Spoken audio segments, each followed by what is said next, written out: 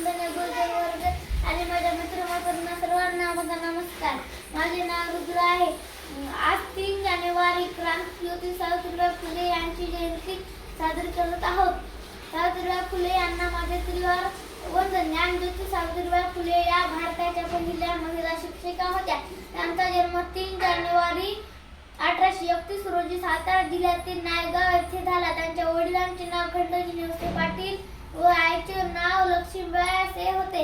त्यांच्या वयाच्या 9व्या वर्षी थोर समाजसुधारक ज्योतिबा फुले यांच्याशी विवाह झाला. सावित्रीबाई खूप हुशार व जिद्दी होत्या. 1 जानेवारी 1848 मध्ये सावित्रीबाई व ज्योतिबांनी पुण्याच्या बुधवार पेठेतील भिडेवाडा येथे मुलींची पहिली शाळा काढली. या क्रांतिकारी निर्णयाला लोकांनी तीव्र विरोध केला. सावित्रीबाई फुले यांनी लोकांना जागृत करण्यासाठी त्यांनी फुले बावनकशी सुबोध रत्नाकर असे सारखे संग्रह लिहिले.